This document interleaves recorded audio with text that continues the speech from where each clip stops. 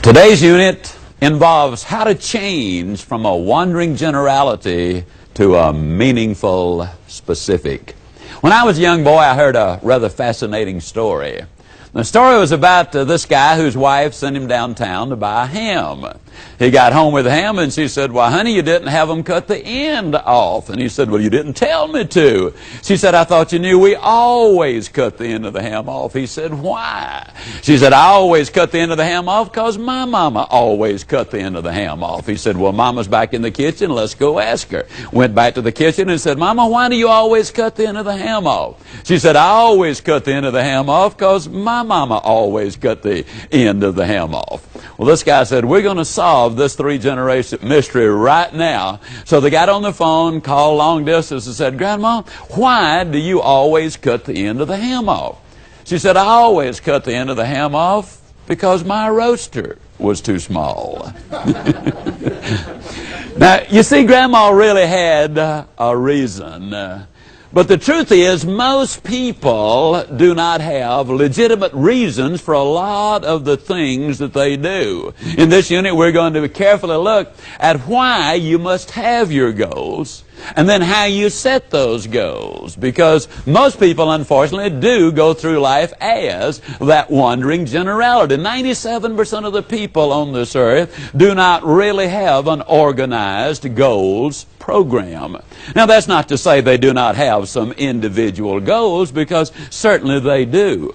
But they do not have a total and complete program itself, which enables them to win in every area of life. Now, why is it that 97% of the people just do not have that goals program? Well, the first reason literally is fear. Now, fear, as you well know, is spelled F-E-A-R. That forms an acrostic for false evidence appearing real. But if it appears real, as a practical matter, then it is real. For example, I could come into your city, I don't care where you live in this world, and rob your bank with nothing but a handkerchief.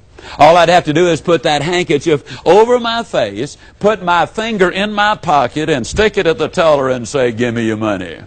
Now, the evidence would be false, but that fear would be real, and so they would literally give me the money. Now, they'd probably shoot me before I got out of the bank, but I would have the money. Several years ago, a young Cuban hijacked a plane to Cuba with a bar of soap.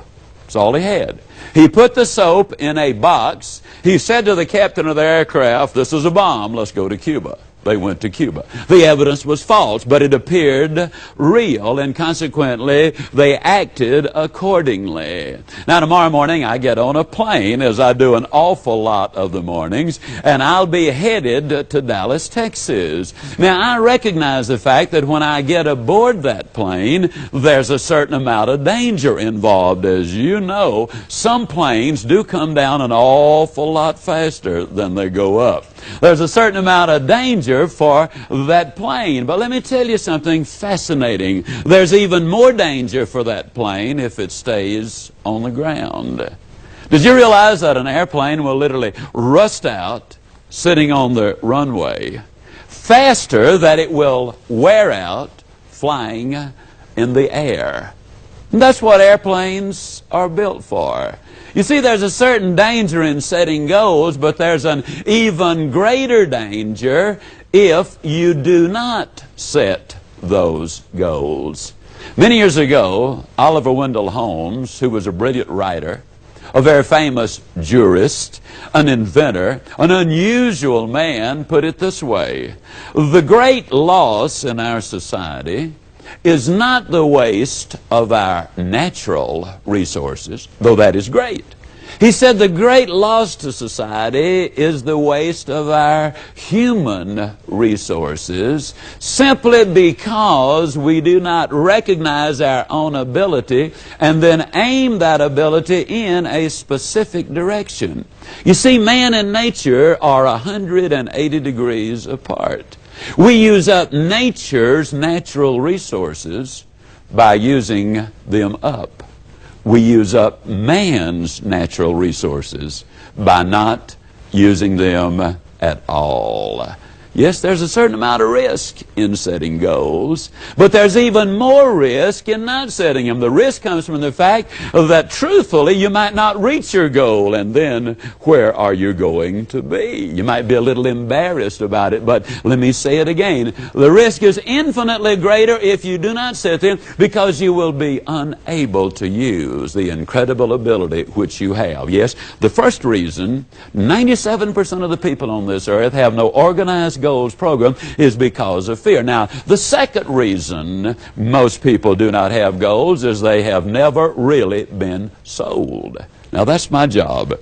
In this unit today, I'm flat gonna sell you on why you got to have those goals. Now, I didn't say I was going to try to, didn't say I wanted to, didn't say I hoped to, didn't say I planned to. I flat said I am going to sell you on why you've got to have your goals. As a matter of fact, I'm going to do such a good job on selling you on having your goals program put together that before you go to bed tonight, you will have already taken some of the steps. I'll even put it stronger than that. If you don't take some of these steps towards setting those goals, you might as well not go to bed tonight as far as sleep is concerned, because you are not even going to be able to go to sleep. Let me say it again. You might as well not even go to bed. You are not going to be able to go to sleep.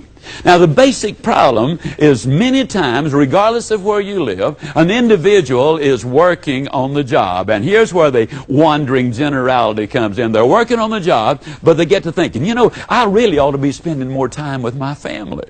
And then when they're spending time with their family, they get to saying, you know, I really ought to be out there working for my family. And so when they're out there working for their family, their mind is back home. And when they're back home, their mind is back out there in the field. Then they tell everybody, well, I don't ever have time to do anything. No wonder. You're always traveling. You see, there are a lot of people who go to work tomorrow because that's what they did yesterday. But if that's the only reason for going to work tomorrow, then you're not going to be as good tomorrow as you were yesterday, because now you're 2 days older and no closer to the goals which you do not have. You cannot make it as a wandering generality. Oh, you can survive. Anybody who can get out of a telephone booth without written directions on the side can survive. But I'm not talking about survival. I'm talking about winning, and I'm talking about winning big. A number of years ago, to emphasize the wandering generality aspect, Jean-Henri Fabre, the great French naturalist, did a series of experiments with some processionary caterpillars, so named because they follow each other in a procession. He lined them around a flower pot until they formed a never-ending circle. And they started going round and round and round. In the center of the flower pot was some pine needles, which is one of the foods of the processionary caterpillar. 24 hours they went round and round, then 48 hours, then 72 hours. On and on they went. For 7 full days and 7 full nights, they went round and round until they literally dropped dead from starvation and exhaustion. With an abundance of their favorite food 6 inches away, they had starved to death because they confused activity with accomplishment. In your organization, I'll absolutely guarantee it, if you've got a dozen people in your organization, you're going to have at least one person there who is forever busy. I mean, they go here, they go there, they do this, they do that. They're into this, they're into that. And when they get there every day, their desk is piled high. And when they leave every day, the desk is still piled high. And the number of completed tasks which they have accomplished is very minimal. They are wandering generalities. Now let me tell you something, folks. Lack of time is not the difficulty. You know, you hear people talking about, I don't have time for this, I don't have time for that. The most successful human being on earth does not have one more minute than the most unsuccessful human being has. It is not lack of time that's the problem. It is the lack of direction. Years ago, the great merchant J.C. Penney put it this way: you give me a stock clerk with a goal, and I'll give you a person who will make history. But you give me a person without those goals, and I will show you a stock clerk. You got to have goals. Can you imagine the chairman of the board for a major corporation like, let's say, General Motors, and somebody says to him, they ask the question, how'd you get to be the chairman of the board for General Motors? And he says, well, I just showed up for work, and they started promoting me, and first thing you know, here I am, chairman of the board. Would you believe that if somebody said that when Sir Edmund Hillary, the first man to scale Mount Everest, when he climbed down off that mountain, and somebody came to him and said, Sir Edmund, how'd you climb the tallest mountain in the whole world? Do you really think, he said, well, I was just out walking around. Incredible.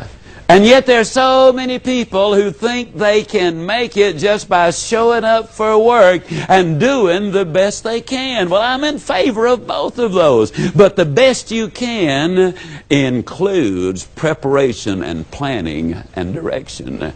Probably the most amazing direction or example I could use, and incidentally, I want to emphasize this, goals work personally, they work for families, they work for companies, and in this example, I will demonstrate that they work for nations. Japan in 1950 was absolutely devastated. They had the highest percentage of their young men whom they had lost in war than any nation in the last 200 years. Their cities had been burned out. Their economy was in an absolute shambles. Now they called a sales meeting. Now I hasten to add that they didn't identify it as a sales meeting, but that's actually what it was. Sales meeting, marketing strategy, you name it. They called the government leaders, the leaders of industry, the leaders in the educational society. They got them all together and they laid out a plan. What can we as a nation do to unify us, to put us together and accomplish an objective that will restore national pride and bring economic prosperity to our land? They finally decided that in the 50s their goal would be to become the #1 nation in the world in the production of textiles. They reached their goal. In 1960 they got together, another sales meeting, and they said, what's our goal this decade? And they decided on the impossible dream. They said, let's become the #1 nation in the world in the production of steel. Now, why is this the impossible dream? Very simple. Japan has no natural resources. They do not have the coal or the petroleum or the iron ore. They were going to have to haul the natural resources, the raw materials, from thousands of miles away into their land. Build those modern steel mills, manufacture a top-grade steel, ship it thousands of miles back, and sell it at a competitive price. Absolutely an impossible dream. But they did not look at what they did not have, which was the natural resources. They looked at what they did have, a willingness to work, a creative society, a nation that was pulling together towards a worthwhile objective. I'm here to tell you they reached their goal. 1970, they had another meeting. They said, in this decade, let's set the goal. And that goal, pure and simply, is we want to become, in this decade, the #1 nation in the world in the production of automobiles. They missed it. 1 year. That's all. In 1980, they set another goal. They said, in this decade, let's become #1 in the world in the production of electronics and computers. Now, I don't need to tell you, ladies and gentlemen, what happened in the 80s. It's absolutely fascinating. Goals absolutely work. You got to have them. In 1953, the graduates of Yale University were studied and analyzed.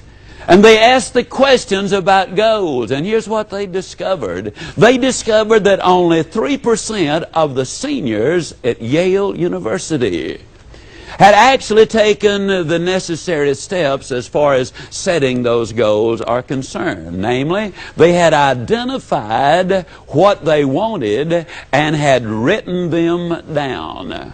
Now, to go along with that, they had listed the benefits. Now, let me emphasize something very important. The most significant part of setting a goal is to identify the benefits. You know, a lot of times an individual might have a goal, and that goal might be, well, I'm going to lose 35 pounds. And then you know what they talk about? Oh, I'm going to have to give up this and give up that and give up the other. I'm going to have to quit this and quit that. I'm going to have to surrender, sacrifice. And you can almost see them go through the halo adjusting process. Poor little me. They have a series of pity parties when they start setting their goals. They think of the price they've got to pay instead of the benefits which are coming their way. Now, for salespeople and marketing people, let me give you a fact of life. If all you talked about was price when you're trying to make a sale, I can guarantee you your sales would have a dramatic decline. What we emphasize are the benefits. The most important step in the goal-setting program is to identify those benefits. What is in it for me? Then the third thing that these seniors at Yale did, the 3%, they identified the obstacles. James Baldwin was absolutely right when he said, confronting a problem does not always bring a solution. But until you confront the problem, there can be no solution. The reality is something stands between you and your goal. If that were not true, you would already be there. You've got to spell it out. What are the obstacles? That's what the 3% did. And then the fourth step is you've got to identify what you need to know in order to get there. There's some missing information that you got to have. What is it that I need to know in order to get there? And then the fifth thing that they did, they identified the people, the groups, and the organizations they needed to work with in order to get there. If you're going to accomplish anything of any significance, it requires other people working with you. As a simple example, the giant Belgian horse on its own can pull 8,000 pounds. If you hook him up with another giant Belgian horse, together they can pull 18,000 pounds. But if you send them to training school and teach them to pull in harmony, then the team can pull in excess of 25,000 pounds. Working together, teamwork. Who are the groups, the people, the organizations I need to work with? And then obviously the next step has got to be a specific game plan, a plan of action, if you will. Can you imagine two coaches on opposite teams, whether they're coaching soccer or football or whatever, and here they are playing for the world's championship? And the day before the game, they call the team together and say, well, now, you know, we got a pretty tough opponent tomorrow. We better figure out what we are going to do. And, of course, we kind of smile at that and say, that's insane. I agree with you. They organize, they plan, they develop a plan of action for a game. I'm talking to you about a plan for life, a balanced plan, so that you win in every area of life. Now, 3% of these Yale seniors did that, and then they had taken the 7th step, too. They had established the date when they expected to be there. You want to be the chairman of the board. If you want to win at home, if you want to win personally, if you want to win financially, if you want to have all of the winning aspect, it really takes a goals program. Now, interestingly enough, 10% of those graduating seniors from Yale University had taken about 5 of the steps, but the overwhelming majority, outside of knowing they wanted to be a doctor or a professor or an attorney, they really had no solid goals program. 20 years later, they did a study in the 2 areas which they could measure, namely career and financial. And the 3% who had taken all of the steps had literally accomplished more than the other 97% combined. It's been said often, people don't plan to fail, but they do fail to plan. I bet that's not the first time anybody who will ever view this unit has ever heard that. It's old, but let me tell you why it's old. It's old because it's true. If it weren't true, it wouldn't be old, it'd be dead. I mean, it would have long outlived its usefulness. You absolutely must have those goals. Now, for many people in this world of ours, the name Howard Hill will have no significance. He was raised over in Alabama. Howard Hill was an archer. He was a good one. He won 286 consecutive archery tournaments. As a matter of fact, he was never beaten in competition. It finally reached the point where he retired because the best bowmen in the world would not compete because they did not want to compete for second place.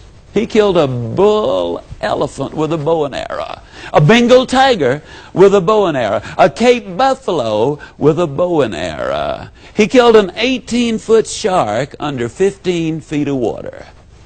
Or was it a 15-foot shark under 18 feet of water? It was one. All I know, it was a big one, and he was way down there.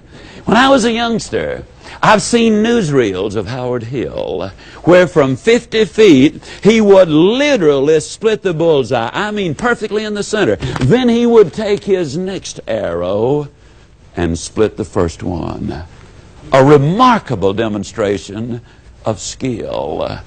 Now, I've never professionally shot the bow and arrow, but I am an instructor extraordinary. That just means I'm good, real good. As a matter of fact, I'm so good as an instructor that I could spend 20 minutes with you personally, and regardless of what part of the world you live in, provided your eyesight is good and your health is good, at the end of 20 minutes, I would have you hitting the bullseye more consistently than Howard Hill could have hit it the best day he ever had as a bowman. Provided, of course, we had first blindfolded Howard Hill and turn him around a few times so he'd have no idea as to where he was. And you kind of sit there thinking, Ziegler, you dirty dog. Of course, that's the dumbest thing I've ever heard. How on earth, Ziegler, you know we could beat him then. How on earth could a person possibly hit a target he could not even see? You know, that's a good question. Let me give you one even better. How can you hit a target you do not even have? Have you got yours? I mean, in every phase of your life? Have you identified it and written it down? Have you specifically listed the benefits which are yours? Have you identified the obstacles which you have to overcome in order to get there? Have you put together the information you need in order to make this plan work? Have you identified the people, the groups, the organizations you need to work with in order for it to happen? Have you laid out a carefully designed game plan? Something that you cannot do in 5 minutes or in many cases in 5 hours. But have you developed a specific plan of action? Now, you know what's fascinating? Those Yale seniors, in most cases, had planned all of their life to go to Yale.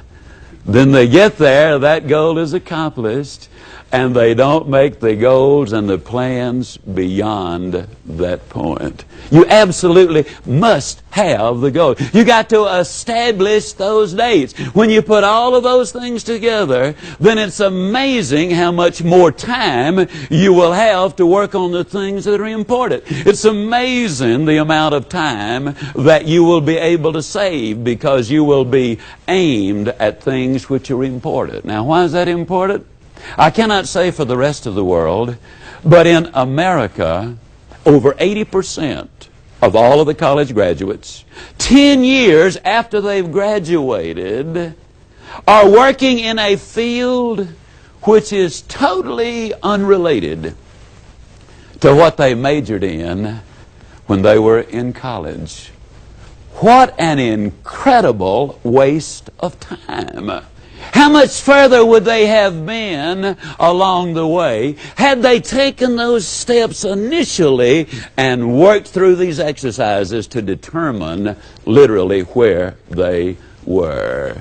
Now, in order to wrap this unit up, to kind of pull it together, let me simply say that the first thing we've got to do is we've got to eliminate fear. Now, that's easy to say, but how do you eliminate fear? You look at the alternatives.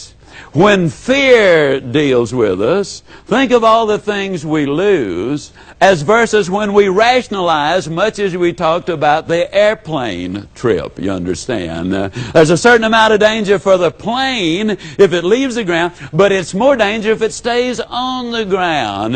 There's a certain danger in setting goals because you might not reach them. But think of the greater danger if you don't set those goals. Rationalize it. Look at it realistically. Then buy the idea that I've been saying that you must have those goals. Then obviously you take the 7 steps that we have emphasized twice already in this unit. The steps absolutely are critical, ladies and gentlemen. You need to take them in order to set the goals which are so important to have in your life. Yes, goals are enormously important. The fourth step, the fourth thing we need to do is we need to really listen carefully to the Sir Edmund Hillary story. The first time Sir Edmund Hillary attempted to scale Mount Everest, he did not make it. As a matter of fact, he left, I believe it was 3 of his mountain climbers dead on the mountainside. But because his effort had been so enormous, the English government awarded him its highest honor. They called him before the Parliament. And as he walked in, to a person, everybody there rose and gave him a prolonged standing ovation. As Sir Edmund Hillary moved to the front of the room, there was a giant picture behind where he was to be standing, and the picture was that of the peak of Mount Everest. It was an awesome picture. Sir Edmund Hillary largely ignored the crowd, ignored the applause. He ignored everything that was being said by the people in the audience. He literally stood directly in front of that picture for a moment or two, and then he shook his fist at Mount Everest. And he said, "You won this time, but you're as big as you're ever going to get. I'm still growing." History tells us he made it the next go-round. Your history will record that if you persist in your goals that you're now going to set, that you'll win if you pursue those goals. By those ideas that we've been sharing, take these steps, because if you do, I'll close by saying I'll see you. And yes, I really do mean you at the top.